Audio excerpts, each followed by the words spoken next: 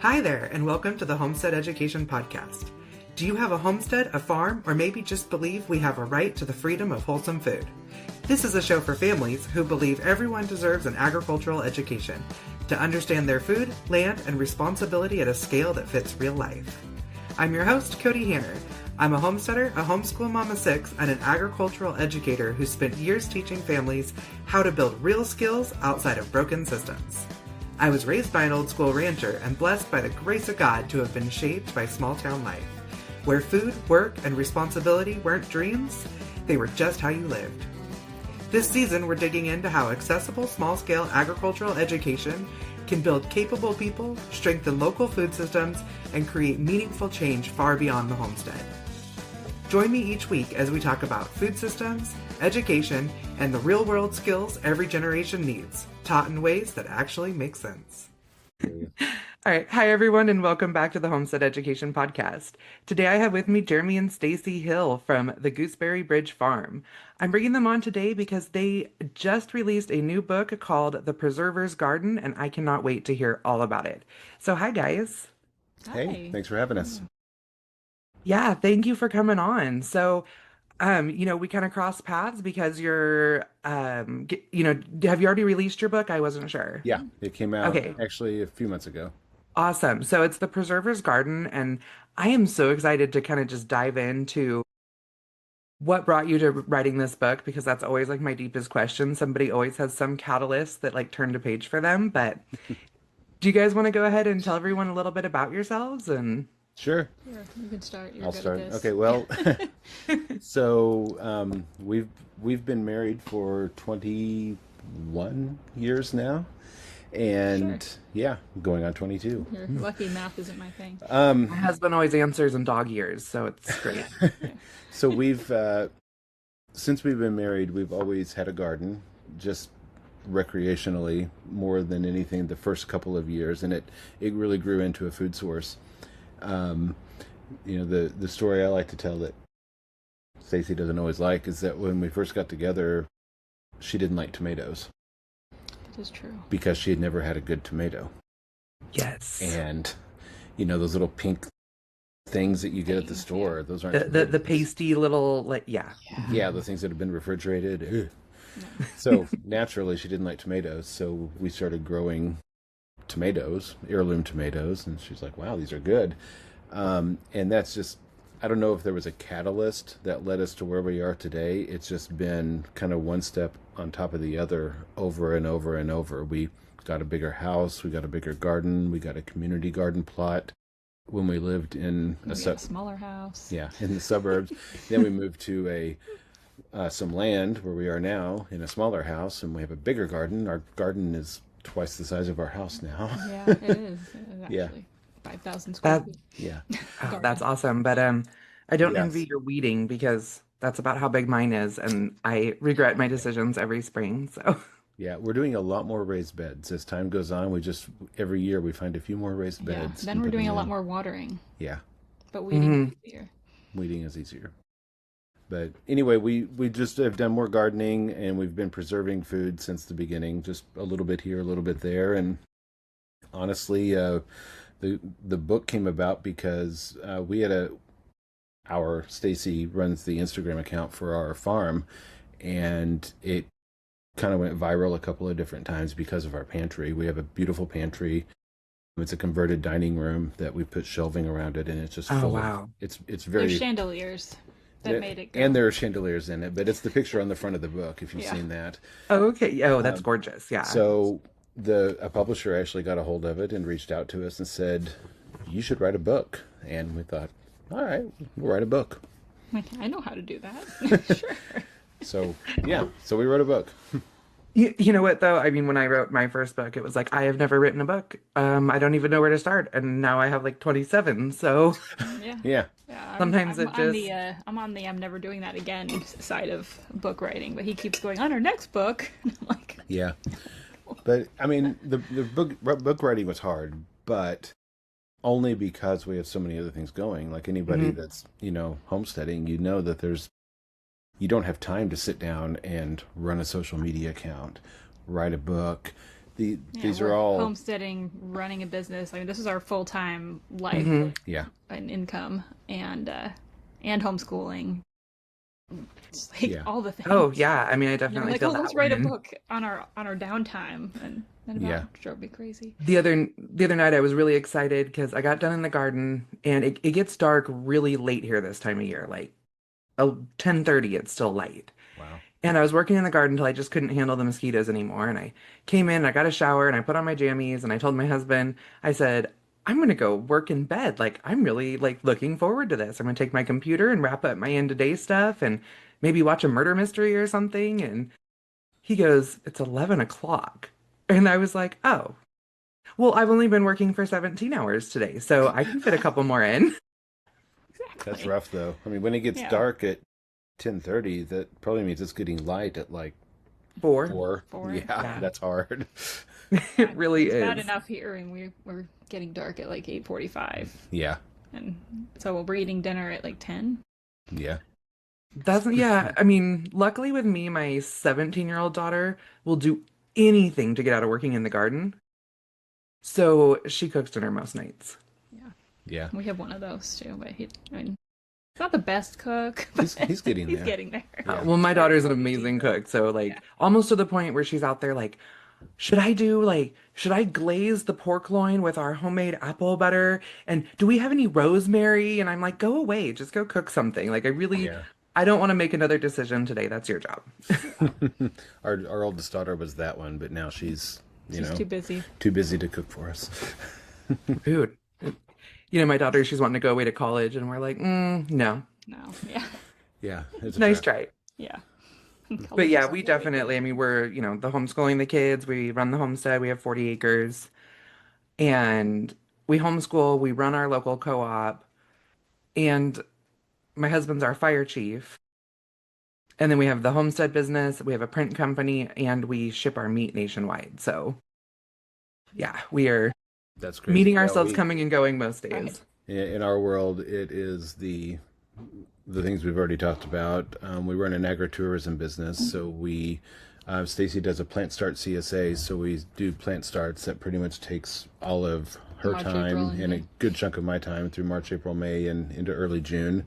Wow. And then we do you pick flowers, open our farm up for you pick flowers starting in mid-June up until September, early October, and we sell pumpkins in the fall. So yeah, and all the baby animal stuff. Yeah. We have baby animals from March through November.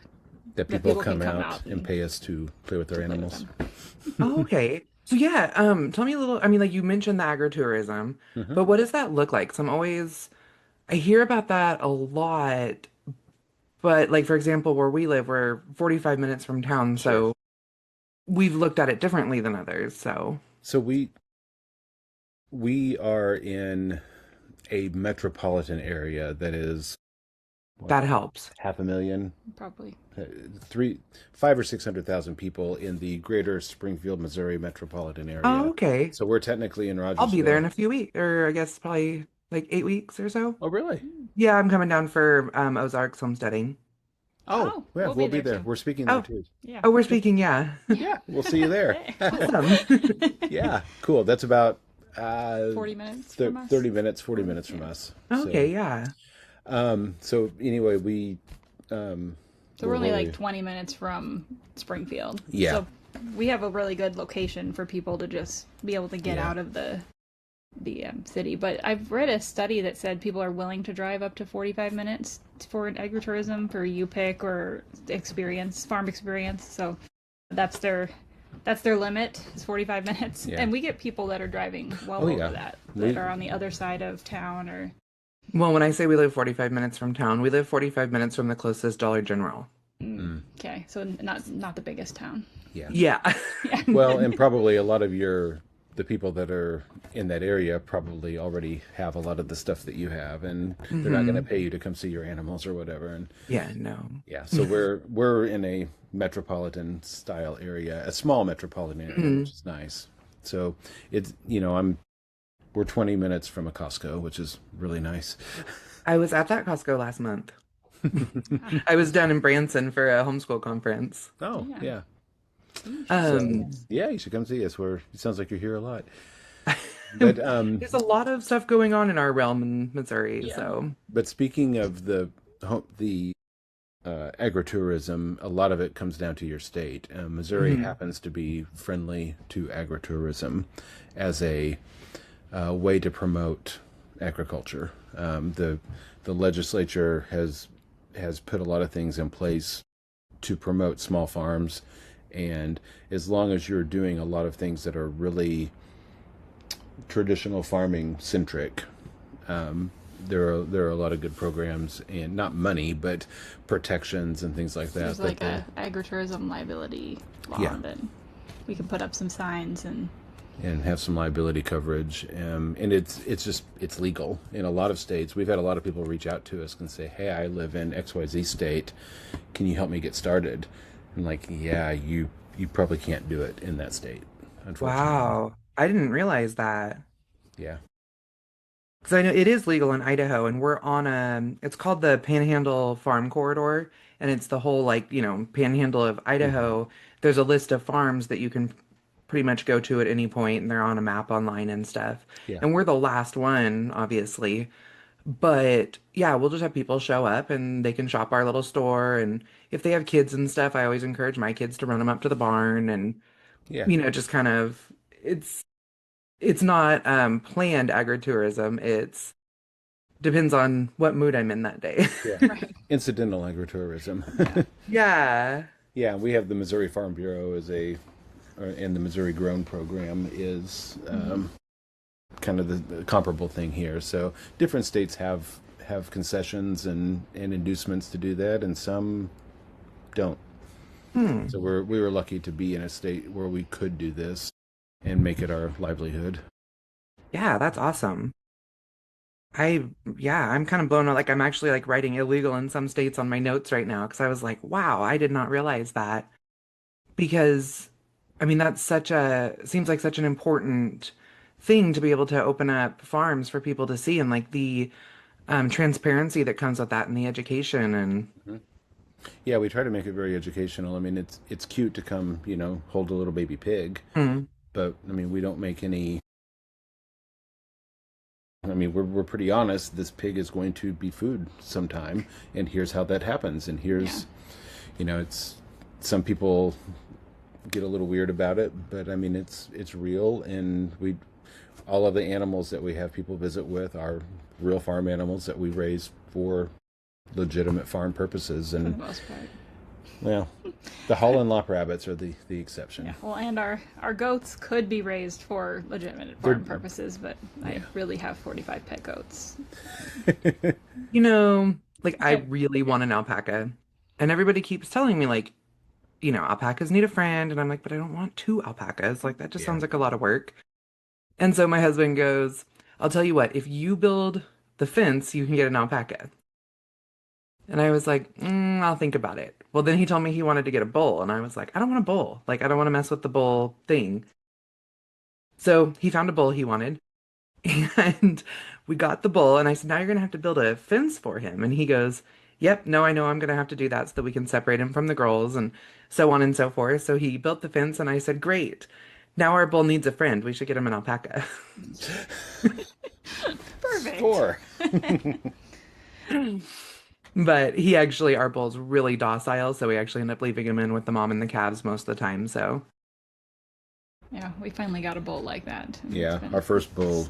Well, our second bull. bull. Yeah, our first and second bull. Yeah, we're not friendly, and our second one had horns, and he oof. figured out that he can take any T-post out of the ground with his horns. He What would can Oh just you my know better? goodness. get them and flip them up and go anywhere he wanted. It was super That's fun. not fun. He also Now, was poking holes in his water tubs. Our current bull is polled, which is really nice, oh, yeah, And a miniature. and a It's tiny. miniature. He's that's a much better. Dexter. Yeah. Oh, we have a Dexter that we milk. We love her. I mean, I have a cattle dog who will take step-in posts out and run with them, which is great. Right when we, move the cows into the new pasture, and he grabs a step-in post and takes off. So yeah, but yeah, we got a brown Swiss bull, and Mm. he is he was bottle raised, which everybody says, well, bottle raised dairy bulls, like because they're so comfortable with you, they can Yeah, be Yeah. dangerous. that was our first one. Yeah. And so we were cautious with him, but he's actually turned out to be just like a big teddy bear. That's Like good. he was trying to follow my daughter out of a pen the other day, and we were trying to get a mom and a calf out. She had her calf early, and so the boys went out there and grabbed the calf and were carrying her out, and mom's following all upset. It was our dairy cow, so she's not too upset, but she's like, "Hey, hey, where are you going with my baby?" And so then the bull tried to follow too, and my daughter just turned and she had a grain thing in her hand, like the little plastic grain scoops, Hmm. and she turns and punches him right in the forehead and with it, to make him stop because he is still a bull. And he like kind of just stepped back and looked at Yeah, her and was like, "What? Why did you do that?" And like turned around and walked away. And I was like, I was just "Well, going for a walk. I'm hurt. right." I don't think he felt that at all with his big blockhead, No, but but it hurt Yeah. his feelings. Right. yes, I'm pretty sure his feelings were hurt. Yeah, bulls are funny. But so one thing I noticed in your guys's bio is, kind of let's go with the whole line of nobody really does what they major in anymore, because I definitely did not major in being a podcaster, although I did major in agriculture, so I guess I'm still in the right Totally realm. related. Yeah. Yeah. But you guys had a couple of really interesting majors, I felt. And so would you want to tell me a little bit like why what you guys did That and was me. Um, I have a degree in anthropology with an emphasis in archaeology and a master's in history. oh So wow. why not? Because Seemed like a why good not? idea at the time. Yeah. I mean, it really makes sense because, like, what I was interested in the whole time that I was doing that was historical archaeology and like pioneer stuff. Like, Hmm. I was, really into the Oregon Trail when I was little, and I, just all of I'm that. writing a book on, I'm writing a textbook on U.S. Ag history right now. So Yeah, I like that stuff, and Yeah. how women and families were living through that, like, earlier times, basically, just Yeah. with without modern everything. Well, and also, the other thing that you talk about a lot is focusing on the everyday person. Yeah. Not Mhm. just presidents and wars and the things that are in your typical history books, but how did Right. the everyday person spend their day, their week, their month? That has always interested me, like far beyond. I remember having to memorize all of these battle dates. Yeah. Yeah, that And was it just horrible. drove me crazy because it's like, yeah, I've taken my kids to a ton of Civil War battlefields. Like, if we're driving around in the South for a conference and we see a sign that says Civil War battlefield, we are absolutely going there. Right. Do I remember any of the dates of that besides kind of like the window of time that the Civil War happened? Yeah. No, and I don't expect my kids to memorize that Yeah. either. No, it's good stuff to study, but it's not everything. Yeah. Well, and I would go to those Civil War museums and things and be like, where's the dresses? Where's their combs? Like, where's the things they had in Hmm. their bags? Like, Yeah. how were they eating? How were they going to the bathroom? How is Like, this house constructed? right. Because, there's so many, What look at the tools were they jointery and using? the Yeah. square nails and, the little details. And that, I mean, so that all connects to kind of what we've done now, like how we are trying to live more like without the grocery store, even if Yeah. it's just something simple Hmm. like growing food. Like people then were growing food. They were Hmm. preserving food because they didn't have other options. They were making Well, I things from mean, scratch. in all of human history, there's like this little dot of time that we haven't grown our own food. Right. Yeah. And that's like right now. Well, Why and are we doing it's that? taken about two generations, maybe three, if you want to be really liberal about the definition, Hmm. for people to think that their food comes from a grocery store or their Yeah. food comes from a restaurant. And to forget how to do all of these Yeah, things. not only to grow it, but how to be able to enjoy it more than a week later because you have to Hmm. preserve it. You have to ferment it or pickle it or can it or freeze it or whatever. Um, Well, it's not just hand to mouth. yeah. Well, again, one of the ones I talk about a lot with that is that in 1963, when they did the Vocational Education Act, that's when they started pulling classes like agriculture and home economics, and they put them into this vocational category that it wasn't for the average student to take anymore. You only took those courses if you were going to go into that as a vocation, almost. And I've always felt like it gate kept like agriculture and home economics in a way that made it where only certain people could even do that. And they actually said while writing these laws that we don't need to be teaching things like home ec in the schools anymore because they'll learn that at home. But if they're no longer, if in one generation, if they're not being taught that in the schools, when kids are literally at school all day long now and not home with their families, in one generation of people not taking those classes anymore, there is no one to teach them at home. Exactly. And, there was just such a big push right after World War II to get people into a town, into a suburb, to work in a factory and to feed the economy, that these skills just, I don't think it was intentional, but they just went away. Yeah. And I was lucky enough that my grandparents on both sides had all these skills. They did them. When I was a kid, I didn't care. I didn't learn about it from them, but I did Right. experience it. I give anything now to go back and pick their brains, but Pay more attention. pay a lot more Yeah. attention. I remember like my mom saying things like, yeah, my dad cans all his apples and stuff every fall. And it's just so old fashioned. And so then I was like, that's just old fashioned stuff. I mean, it's kind of cool that he did that, but whatever. And then, kind of full circle where suddenly my husband and I are trying to produce all of our own food. Hmm. And we actually were doing it because my husband was diagnosed with end-stage liver disease 10 years ago. And he was told he had a year to live. And I was like, well, I don't accept that answer. So that's when we started like growing and preserving all of our own food. And I remember like one time his mom is in the kitchen with me, like tapping her foot, being like, I've never had time for nonsense like this. And I think I was making sourdough or something at the time. And I was like, I'm literally doing this to try to save your son's life right now. Like, who cares if it's old fashioned? Who cares, any of that stuff? My purpose behind this is so much bigger. Yeah. And I mean, we're 10 years into our journey and he has a fully healed liver now, but Yeah, that's awesome. I Well, and mean, he always complains that I figured out how to make homemade toilet cleaner. And so he didn't get out of having to clean toilets because he couldn't touch the chemicals. yeah. Well, the whole I don't have time for this. I mean, that's the biggest thing people fall back on, and that goes back to the whole, our whole society has been conditioned that you work. You work 40, 50, 60 hours a week. You don't have time to make your own food. You buy it at the grocery store pre-made. You buy pre-made meals. You buy them at the restaurant. Which barely constitutes food at this point. Well, yeah, it's two things. I mean, it's the quality is garbage, and it will kill your liver, and other things. Whatever else. But the goes other wrong. side of that too is you're just having to work that much more for somebody else to get paid enough to go buy the food. If you can invest that time into making your own food, you're going to get a lot more out of it. It's going to be a higher quality, but you're not having to spend that time working for somebody else to get paid to buy your food. It's an investment, and that's a lot of times that's eye-opening to people. Sometimes people don't want to hear it. Yeah. Right. Well, and then we look at like the youth that, their dopamine receptors are basically dulled because they get all of their like dopamine hits in 3-second swipes.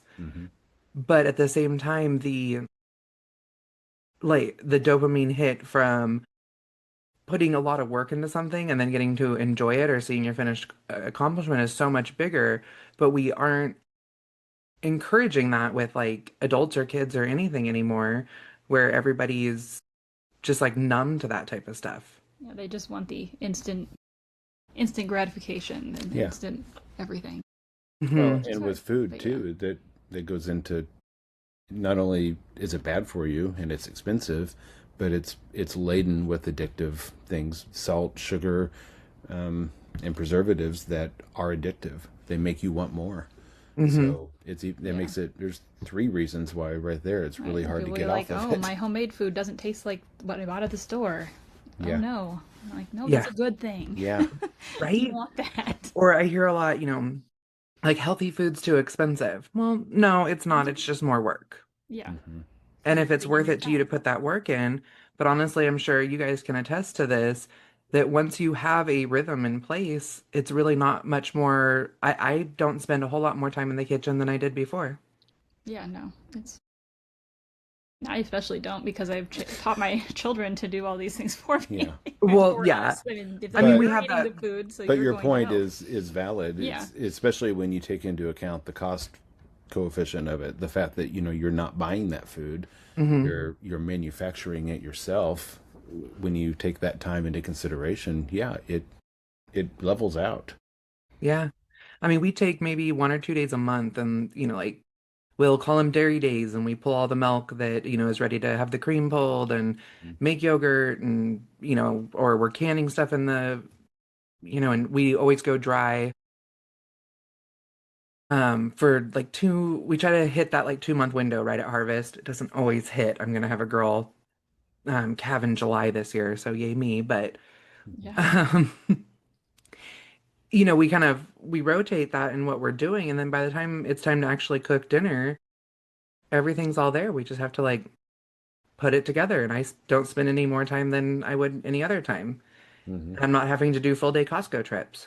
Exactly. Yeah. You don't have to drive to the grocery store. It's right there. There's people there, so. Yeah. Who needs that? We have so much in common. Yeah, it's like you guys are related. Oh, funny. So, what have you seen as far as like trends of why people? I mean, we've talked about why people have pulled away from the preserving, but like, what are some insights that you've seen on us coming back to it? You want to do? My brain's being slow, so Okay, you can well, go if you have something. I mean, the two biggest ones are health, just healthier food, healthier eating, and then the second one right now is definitely, or maybe the first one is the monetary aspect of it. It's food is getting so expensive that Gosh. it's just, I mean, It's starting to make a lot more sense to do all of the things we do. When you Yeah. looked at it on paper before, like we were saving on our grocery budget, but we weren't like it's still, you could break it down and use he's really into spreadsheets. You could break it all down and you're like, oh yeah, That's we're where I'm still with you on paying, that one. $2.50 a jar for this stuff if we have to buy food or if we have to buy extra produce or ingredients or whatever. Now that amount is basically the same as it always has been. right. We've been getting less because we've had the same jars for a bazillion years. Yeah. In but the last 5 years, our Yeah. spend has reduced yeah, we're and our family spending has grown. right. Yeah, we're feeding Once more you people invest in for the less money. supplies. Yeah. And it's like it's getting more and more worth it. Like the hours Yeah. I'm spending in the garden make a lot more sense with food costing as much as it does now. And it's cleaner food. Yeah. Like even we used to be like, oh well, I could buy this at the farmer's market and save myself tons of time, but now I mean everything is so much But more. I mean, you can relate to, that one of those first times you make a meal and you think, I grew that ingredient, and how proud that made you feel. Yeah. And now it's like you make a meal and you go, that didn't come from here. Yeah. Like that one It's like, ingredient. or we have lots of meals where like we grew everything but the salt. Yeah. Right? The little kids, they like to, they get dinner put in front of them and they like to point out all the things we grew. And that gets them really excited. We're kind of at that place in the year right now where like the freezers are getting kind of empty and the pantry's getting a little more empty. And I don't know, we had to go to the grocery store and pick up some like more than staples. And I always hate that. And we stopped at Walmart. I mean, we don't have a lot of options up here, so we stop at Walmart and the kids want a taco salad for dinner, and I'm like, okay, like, we make our own tortillas and we have some ground pork at home. Like if we run out of beef, we love ground pork. It's actually like really yummy. Yeah. No, we do that too. Yeah. Right? We make Actually, our own pigs. Yeah. We raise our main thing is our pork, so we raise about 350 hogs a year, so versus like 12 cows, so it's a big difference. Yeah, But totally. so I was like, okay, I just need a couple of veggies here at the store. It's fine. And a head of lettuce was $3. I was like, are you kidding me? Right. This Like- used to be 50 cents or Yeah, 99 there's cents. nothing to this. Nothing. That's when you don't go to the grocery store that frequently, that inflation thing hits you a lot harder when you look at it and you go, wow, that got expensive. When did Yeah. that happen? But for a lot of people, it's incremental, and they just think, wow, I don't have any money left when I go grocery Hmm. shopping. But we see it more. Yeah. Yeah, it's been really crazy. And then I actually found that our little grocery store in town, which it's a small chain store, Hmm.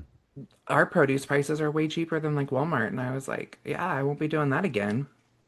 Yeah. Yeah, or they're sourcing more locally, or I mean, just when I do have to buy at the grocery store, I'll, well, I'm at that grocery store. That's just interesting. Yeah. yeah, they do have a lot of local, they source a lot from our local farmers, That's really cool. but I'm not sure, you know, I'll be honest, like if I was to go buy like a boxed cake mix from that store, it's going to be way more expensive than Walmart. Right. But their Sure. meat and produce is considerably cheaper. And considering I don't really buy a lot from those center aisles, it doesn't affect me a whole lot. Yeah. So, Right. Yeah. Whereas Walmart's shipping in everything, and you're further mhm, away. We're in Walmart Central down here, so Yeah. true. fun Yeah. perspective for us.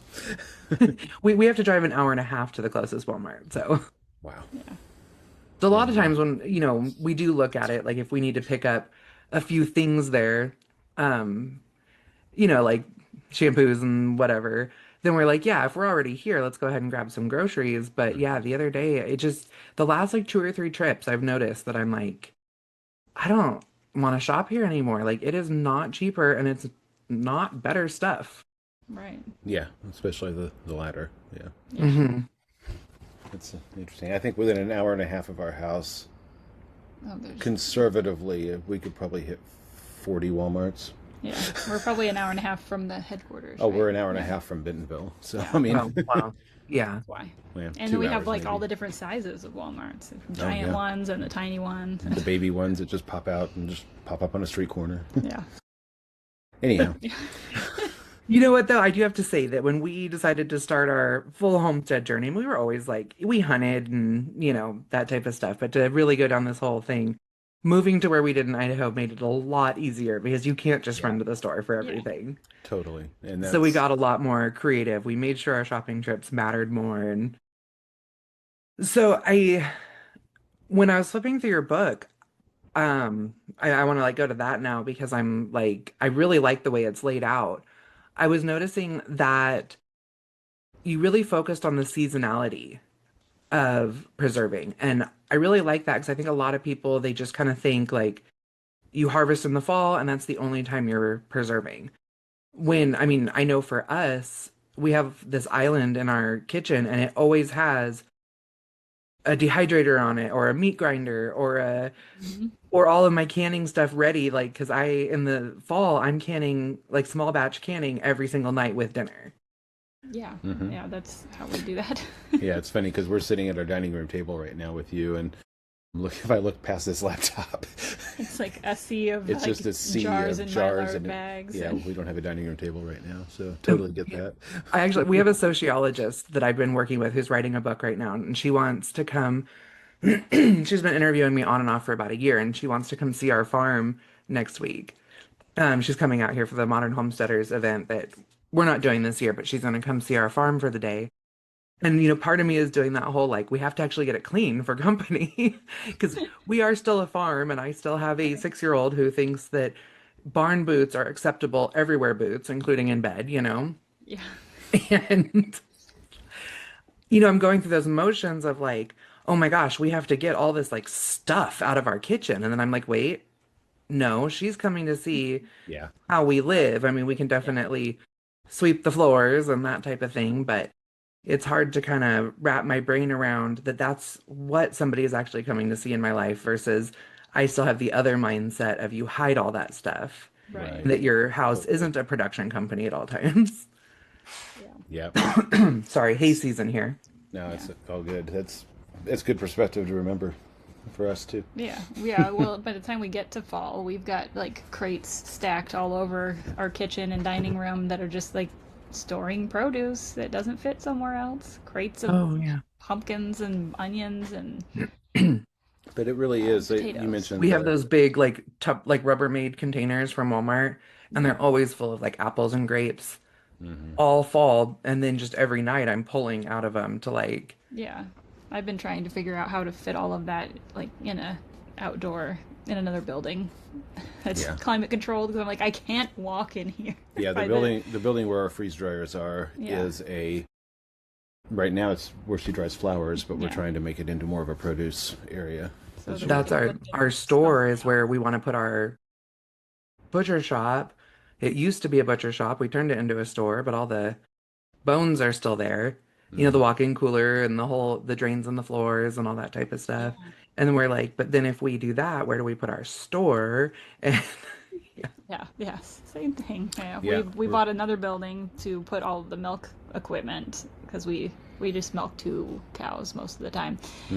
We have the milking machine and the fridge for customer pickup and the stuff to wash everything, and that was all happening in my kitchen for the last 2 years. Yeah. And all of the milk jars and everything just on we the do have kitchen that in the island back of twice our a day, store. every day. We definitely have that in the back of our store, but then like we were still kind of doing it in the kitchen and then taking it out to the store for the storage. And yeah, I'm running water lines to a building to be able to like do everything out there has been fabulous. I just need to move everything else out of the house. If the house was bigger, it'd be fine. We'd just walk around it. Like, you physically can't walk through by like October. Yeah, but I mean, 5 years ago, I would not have thought that I'd be trenching water lines and doing electric and, need a new skill? Yeah. All right, let's learn it. Yeah. right. It all goes together. It's like, it does. We can learn to grow food. We can learn plumbing. Yeah. Right. It's not that hard. Yeah. Well, it's kind of like I have that gene that makes me believe there's nothing I can't do. Yeah. My husband doesn't so much have that gene. And so he thinks I'm insane, and probably am, but I'm out there like, I can figure this out. And he's like, do you know how to do this? Nope. He's like, did you watch a YouTube video on it? Nah. Like, I got this. Part of our problem right. is we both have that gene. We both have that gene. Like, can we do that? Sure. Do we have time to do it? No. I always tell him, like, I think you waste more time questioning whether or not it's possible than if you just got in here and did it. Yeah. Just start. Then problem solve your way out of it. Like I was telling you, we're rebuilding beds right now, and I got about halfway through it, and I realized the bottom of our beds were root bound about 3 inches with the root weeds, or the roots from the weeds. Didn't realize it, because we just pull the weeds across the top, and I kind of, hand plow it, and, and we had to pull one side off, and we're like, oh my gosh, these roots are like 5 feet long and the size of paracord. Yeah. And it was like completely root bound at the bottom. So I'm taking one side off of a bed, cutting all that out, putting the side back on, and doing that on all 4 sides. And then I'm taking like my little hand tiller thing and pulling all the middle up. And then we'll put more compost on top. It's been we've only been at it for like 4 days. It hasn't been that bad. But he's out there talking to me about like, maybe we should just take the raised beds out this year. Maybe we should buy metal beds. I'm like, I don't have the money for metal beds. And I'm like, you have spent more time talking to me about how there's a different way we could do this than I got 4 beds done. Yeah. So. Yeah. I had a conversation with our oldest the other day about, she was kind of going into that cycle of like, well, we can't. It's like, start with yes. And then make no force itself upon you. Yes is the answer, unless it can't be. Don't start with no. And that's a hard lesson. I think you're right. It probably is a gene you're born with. Yeah, but how does that work with the 2 of us, and then we end up with some of our children not having it? Yeah, it's very recessive. Yeah, I don't know. My dad was kind of the same way. Like, I tell people a lot, yeah, I own this business and that business, and we do this, and this is what we do for activities, and this, and I'm going out on the list, and they're like, nobody does that. And they're like, what did your parents do? Like, where did you get this to do so many things? And I'm like, well, and I start talking about my parents, and they're like, oh, yeah, that checks. Well, necessity is the mother of invention, too. I mean, you get thrown in the deep end of the pool, you learn how to swim really quickly. Yeah, that's for sure. Tell anyone about it. Well, that too. I had my ag teacher in college, we were competing in a food marketing team. And we were going around the circle and we had to say like something about someone else on the team that was going to help us compete. And she was sitting next to me and she goes, Cody is tenacious. And like the way she said it, like I knew it was like an insult, like disguised as a compliment. And I kind of like at that moment was like, you want to see tenacity? You got it. And like I think that's been like my mantra like ever since then. Like I will push my way through anything. Yeah. That's awesome. Um so yeah, like do you guys have some like words of wisdom on like how to kind of start down the trail of preserving all of your food without giving away all your secrets?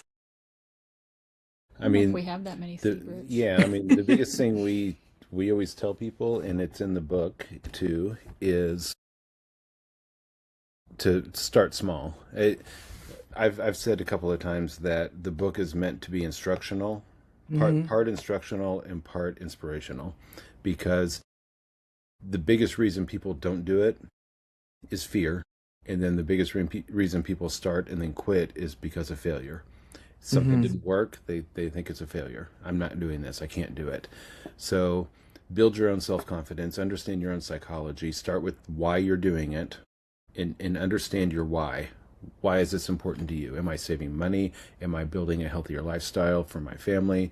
Am I developing generational knowledge that I can pass down to my kids? Is it a little bit of everything? But understanding your why so that you don't quit the first time you have something go wrong, because you will. And then, and then start with something simple to build your confidence. Stacy always says, go to the... Our house is falling down. Strange noises here. Yeah, my dogs were just all barking at something, and we don't have AC in North Idaho, so I'm like, I am not shutting my window, but I hope everybody can't hear that, so... Yeah, can't hear it. It's a 140-year-old farmhouse. Things make weird noises. Anyway, Stacy's recommendation to people to get started is go to the grocery store and buy a bag of frozen strawberries and turn it into jam. Yeah, or whatever you just try it. On. Like there's Just try it. Frozen berries are everywhere, so it's easy to start. Yeah, they used to cost 99 cents for a bag. It's probably more now. Yeah. But, but you make jam out of it, you build your confidence, and then you move on to maybe growing the berries next year, because you're a little more invested in how well that preservation process goes when you've put the blood, sweat, and tears into growing them.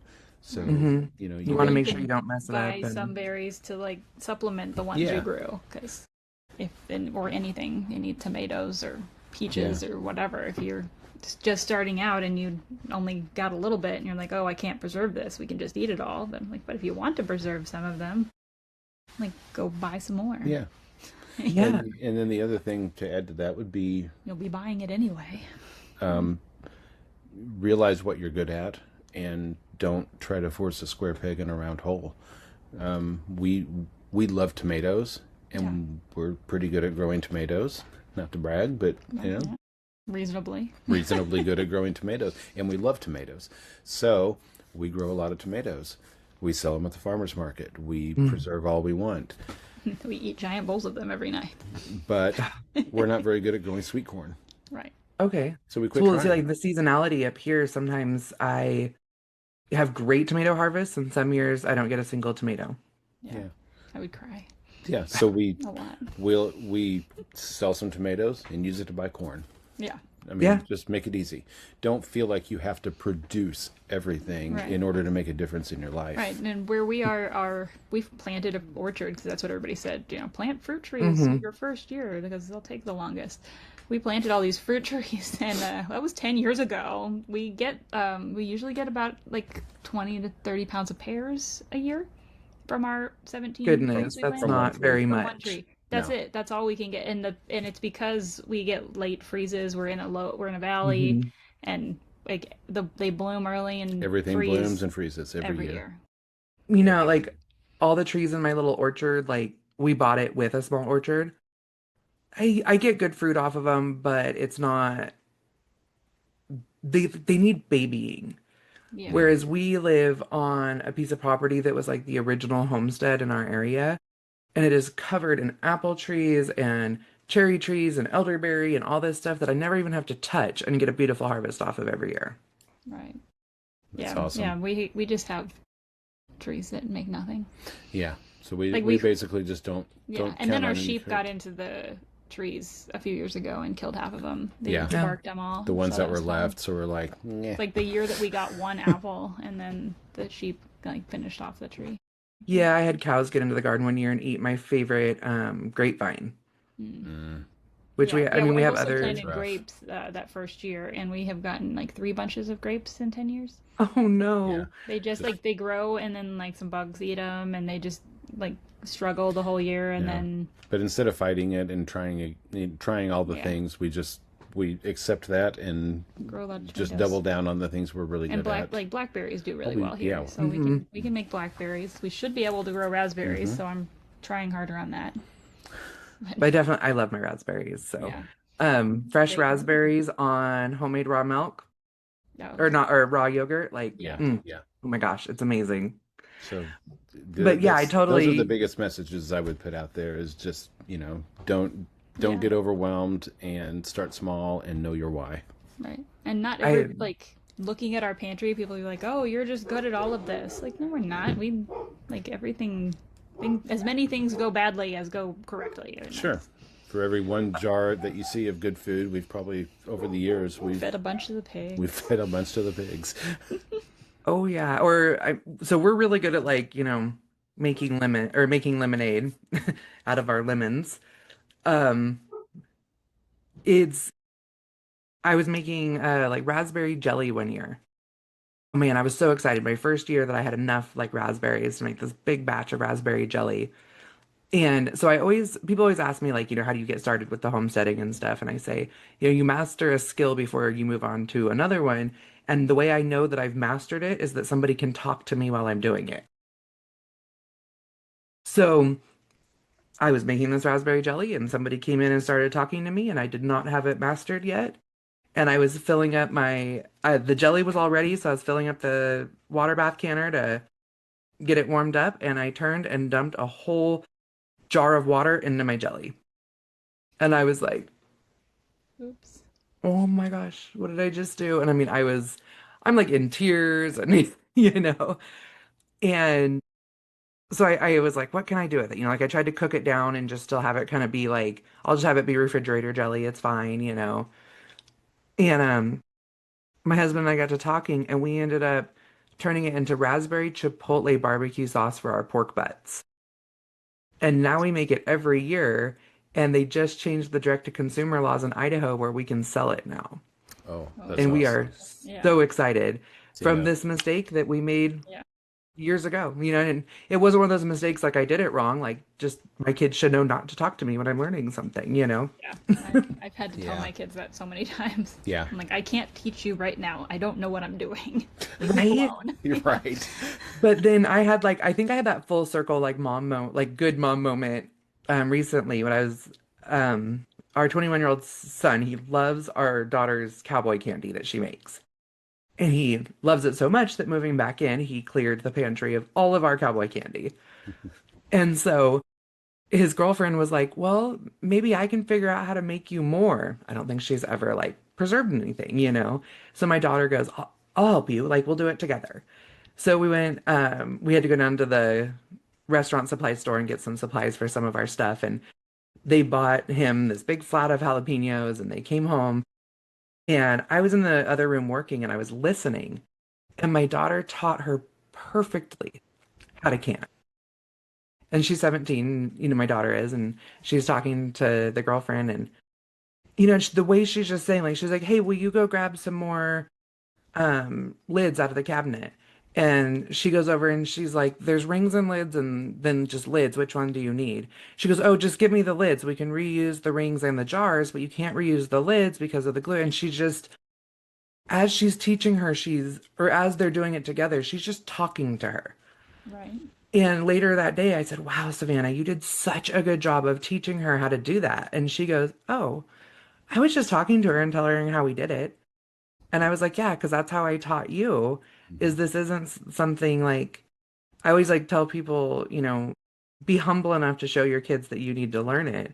And so as I learned, I talked to them about it. And then it's like second nature, not something special we're doing. And I thought that I was like really proud of her. Yeah. Yeah, that's really awesome. cool. Yeah. And I never touched any of it. Like I was like, I don't have time for cowboy candy. If that's what you girls want to do today, like more power to you. But I was really proud of that moment. That's a lot, So and it's going to stick with both of them a lot better now because that's what I've always heard is that you've mastered something when you can teach somebody else how to do it, and when you can do it conversationally like that and not in a classroom type situation, that's even more right. meaningful. Well, it used to be when Savannah canned, the entire kitchen was purple, even if whether she was canning something purple or not. Like, Yeah. Yeah, You gotta get there somehow. Yeah, Yeah. like our three youngest kids they're 13, 10, and 7-year-old boys. Mm-hmm. And last year they were doing a lot of canning, and which I don't really let them do too much with fire or like boiling water, but the steps leading up to that, they were making tomato sauce, applesauce, apple or peach juice. We did a whole bunch of. Oh. We got 400 pounds of peaches like thrown at us from a. that's one thing I haven't been able friend. to get up here. Yeah, it was. They had. Oh, we have a ton of peaches, and the deer are eating them. Do you want them? We filled the back of a pickup truck. I mean, it was. Yeah, And it then was- we're like, now we have to do this. yeah, we I bought steam like juicer. 5 flats We of never peaches a used couple it. years ago because I think I could live off of peaches. And so I was going to make peach juice and I put it in my steam canner and forgot about it and like beyond scorched it. Like there was no saving that steam canner, like, or the steam juicer, which sad. thank goodness I found one at Goodwill last week for $30. I was so excited. Brand new. Yeah, I Yeah. had somehow lived without one until last fall, without a Yeah. steam juicer, and I'm like, this is my new favorite Oh my thing. gosh, we made peach jelly, peach jam, peach chutney, Salsa, peach peach- salsa, peach juice, I mean- peach cider, the rosemary peach jam. Jam, that Oh was my really gosh, good. that was the best. Oh, that sounds good. But I mean, like between the huckleberries up here and the raspberries and the elderberries, and my husband drinks elderberry juice. Like he drinks like a jar, like a big jar a week, and all year long. Like getting the steam juicer was game changing for us. So And many he'll- berries in the freezer. I need to Yeah. run them through. He'll that. do most of the canning with it now. Like I go in and start dinner, and I'll put all the berries in and whatever combo I want to do or whatever. And when it's hot, he just comes in and puts it in the jars and starts the canner, and I never even like have to touch it. That's just his job now. That's really cool. Yeah. That's how you get all this done, is by delegating, like Oh, not yeah. trying to do it all with one person. Because Yeah. everybody's all like, how do you do all that? I'm like, I don't do it by myself. Right? I'm like, there's other people eating this food. They're going to help. Yeah, well, and you mentioned the seasonality. You know, you don't get overwhelmed with, everything that's in the pantry or in the garden. Not everything comes in at once, at least not here. I mean, I know maybe more, you probably have a lot more coming in at the end of season where you are. But we because also have 7 freezers, so I always make sure I have one freezer completely empty. And I Exactly. put all my tomatoes in there, and I can my tomatoes over the winter.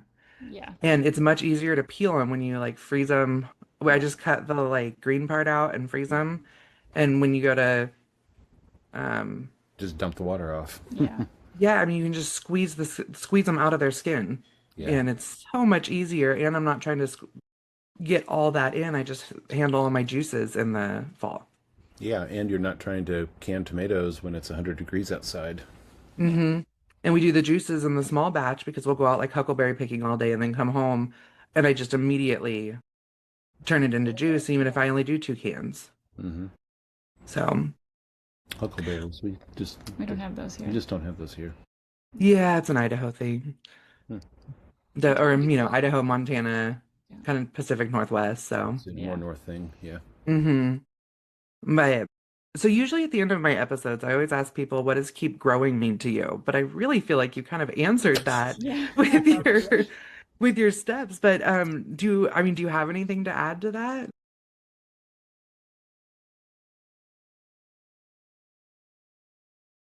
Keep growing. That's my first reaction is, well, duh. Yeah. That's like me. But One. in all ways. I mean, you just keep growing. I mean, yeah. I really feel like you're, start small, build your own Yeah. self-confidence and understanding your why. Like I was like, oh my gosh, that like Yeah, that pretty much right there.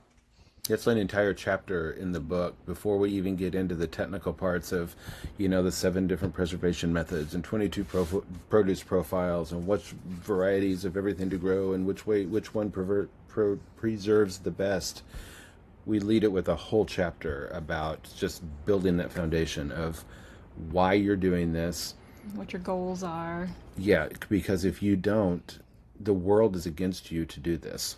I mean, I hate to say it like that, but Oh, no, it is. the world is against you doing this.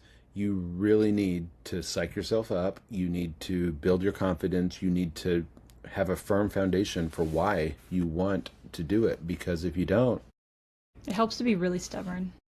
Be like, I'm Yeah. doing it. Well, and when you say the world's against you, like I posted a reel recently where I just like panned across my pantry, which has all the bright colors and it's real pretty. And I said my 3 steps for I don't even remember being 3 simple steps for being prepared. And it was, something I don't even remember what all I said in there. It was really basic, like buy a little extra when you can and that type of stuff. Find one protein source that isn't from the grocery store.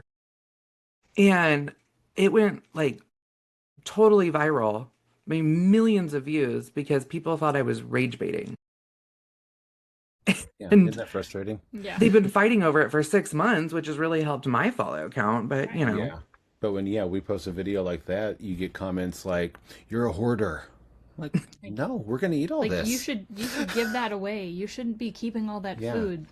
Like, Not like, but we need to eat throughout Yeah, the year. because the yeah, I think what concept people of- don't realize is you're not going to the grocery store and taking food away from somebody else. No. You're Yeah. creating it yourself, and that's what you eat for the whole year. Right. But the They have no concept- concept of like what it looks like to look at all your food at once. Well, Mm-hmm. not only that, it's just the concept that you have more than 4 or 5 days worth of food in your house is so foreign to somebody that they lash out at somebody else for it is it's sad and scary because, I mean, we learned in 2020, most people learned and most people have forgotten that most municipalities or most cities have like 4 days worth of food within the city limits. 3. Yeah. Even worse. Sorry, my husband's in he's a first responder, so that's Yeah. they get like taught constantly food and medicines. There's 3 days. I've heard the number 4, but 3 is probably more accurate. Yeah. I mean, They how say does that 9 not- meals away from anarchy. How does Yeah. that not scare the crap out of you? Yeah. Like, I talked to so many people. They're like, well, yeah, the supply chain collapsed in 2020, but we're good again. Oh, No, because it no. can't happen Not- again. Yeah, that'll never happen again. Right. What? It's not like there could be some sort of war in the Middle East that could cut down oil supplies. And oh, no, wait a minute, never mind. Right? I mean, it's like, that's what I keep telling them. Like, this is literally happening constantly. There was a beef slaughter plant that was shut down 2 months ago that was slaughtering 5,000 head of cattle a day. And they're completely shut down. That's 5,000 head a day that is not going into our food system. Like, how many things like that do you need to? Our beef herds are smaller than they've been in 75 years. I mean, it is scary, scary numbers. I And mean, it's not going to get better for a long time. Yeah. yeah. And then even as producers, like, right now a burger is $10 a pound at the store. But like last summer, not even last summer, last fall, I was selling bulk beef for $10 a pound and people are like, "Oh, you're robbing people blind." And I'm like, that was a really good deal. Yeah. I'm thinking people are wishing they would have bought more of my beef. Yeah. Yeah, people are so short-sighted, I guess. And I don't blame people, or I don't want to say, people are dumb. I mean, No. it's generations of conditioning that have led us here. It absolutely is, and you get a lot of must be nice. Yeah. Well, Gosh. Yeah. you know how much We didn't work our I put tail into off for that? this. Like, Yeah. and like we run 7 freezers at all times. Like, do you Yeah. think that my power bill is 0? Because Right. it's not. Yeah. Like, We have 5. Yeah, we have 5 Yeah. freezers and 4 or 5 refrigerators with freezers on them, and that adds up. it does. I And mean, dryers. Yeah. yeah, between running all the equipment all the time and the milkers and the freezers and the walk-in cooler and yes, I'm also running a business, so it's not just and then we have 7 printers that are usually running all day long too because we run a print company along with our education company, yeah, my power bill is like $500 a month. Like, that's not a must be nice. Like, I work for it, Yeah, you I work know? my butt off for this. Don't say must be nice. Yeah. Mhm. You talk about rage baiting. Right. Yeah. Yeah. Did you want to see the crazy side of me? Because Yeah. Yeah. It's like well, I can We'll do flip that. rage Yeah. baiting over on you. right. I know I always am like, I want to say so much more. Maybe I should. Yeah. Well, guys, Autophobic engagement. Definitely. right. My my garden beds are calling me, so Yeah. it was really great having you on today. Do you want to tell everyone where they can find you, where they can get your book, like all those goodies? Yeah, we'd love to. So the farm name is Gooseberry Bridge Farm. That's Gooseberry Bridge with a B, not Ridge. So on all of our social media accounts are under the farm, Gooseberry Bridge Farm, Instagram, Facebook, YouTube. We've got some good gardening content on All of them. but YouTube. I can't have a YouTube because my husband's a veteran, so there's zero filter. It's not really in the videos. Yeah, I don't do a lot of the videos. I have a little bit of a filter. You do. Our book is called The Preserver's Garden, and it is anywhere you buy books. If you're in the lower 48 and buy it from us, we will sign it and mail it to you. And you can get that at thepreserversgarden.com. Otherwise, it's on Amazon and all those. But yeah, we haven't talked a lot about the book, but it's a good resource. I would like to say that it's a great resource for somebody who's getting started, and it's also got a lot of information in there for people who have been doing this a while. I mean, I'm hoping that you'll find something in it, even though you definitely know what you're doing. It can be there's some reference. The other night, Stacy was in the kitchen. She said, "Where's a copy of the book? I need to look something up." Yeah. My So- kids do I that, need my so fermented pickle recipe. Yeah, that's I what don't it know was. where to find it, but I knew where it was in the book. So. Yeah. So right. You anyway. know, I'm actually really looking forward to reading it because it's one of those ones where, yeah, I've been doing this for a long time as well, but always getting someone else's perspective to reorganize myself or streamline myself in some ways. Like, I'm excited to flip through it, and my daughter has already like claimed, she's like, I'm next. So she's really excited, and Cool. But yeah, and she'll be excited to meet you guys. She likes to come and chat with everybody, and she comes to all my events with me. She's my right hand girl. So Yeah, very cool. that'll Yeah, be look so us nice. up. We'll I think we're gonna have a booth set up Yeah, selling some yeah. of our farm goods, and we'll be speaking at least once, if not twice, during the one. yeah, I know. I think I'm speaking. I'm speaking one time on homeschooling. It's called The Last Generation That Knows How. And then I'll be on a panel as well. So we'll definitely have to meet up. And I'm not sure where Cheryl's putting me this year. Usually she puts me in the like sponsor hall so that my books are protected if we get any rain. Mm-hmm. Yeah. But we haven't chatted that out too much yet this year. But Yeah, we need to get a hold of her too. Yeah. Yeah. Exactly. She keeps Working. going. We'll talk later. And I'm like, right, yeah. I didn't go last year, and but I'd gone all the other years before that, so I've been there for a while. And Yeah.